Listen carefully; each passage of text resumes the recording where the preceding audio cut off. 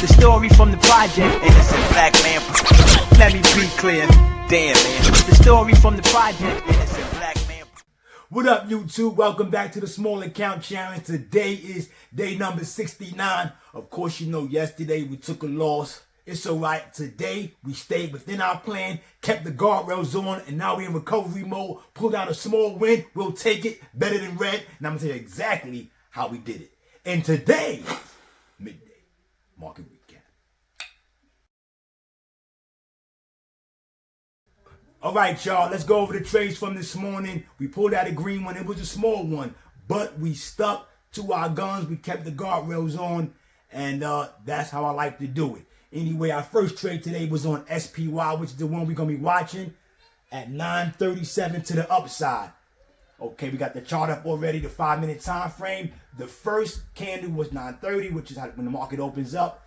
It's a candle of indecision. This is one of the main reasons why I don't like trading the first candle, because you're not sure what's going on. It was on the next candle I begin to see the bulls take control. We'd have a lower wick hitting the 200-day moving average. That let me know the bulls saying we ain't going back down like that. Right as that candle begins to close, I jump in, we ride up, and that's when we catch our first green trade of the day.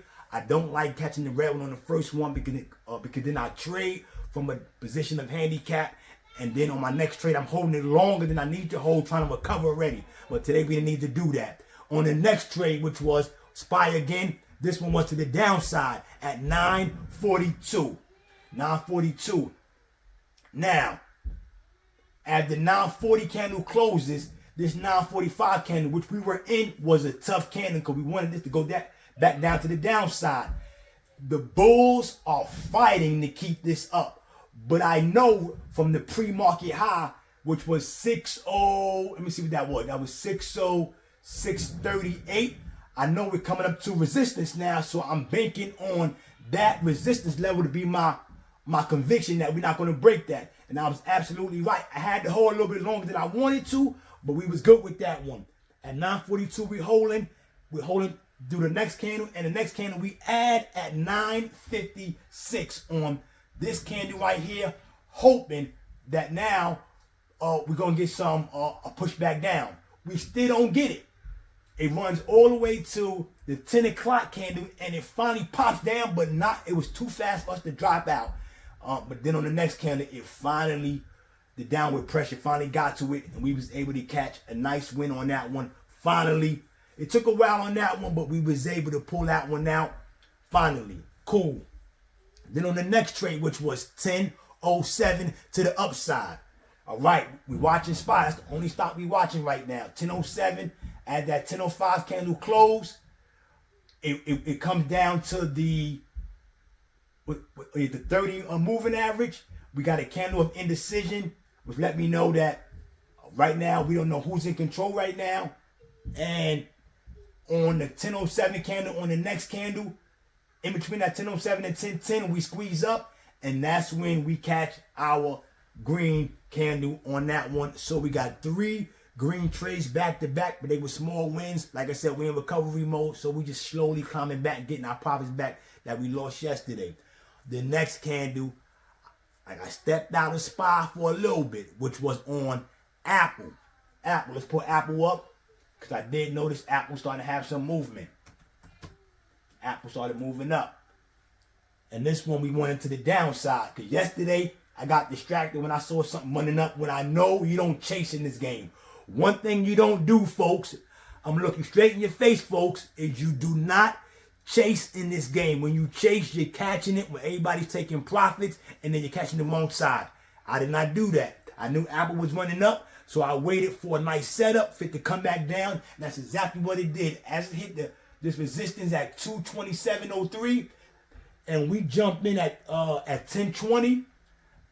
Yep, perfect. At 1020, it runs up a little bit, but I'm really convicted knowing that this thing can't keep going, and I was absolutely right. On the next candle, it falls down, and we catch another nice trade on that one. But we took small size on that one because we already was green, and now we're protecting the day, making sure we don't end up red.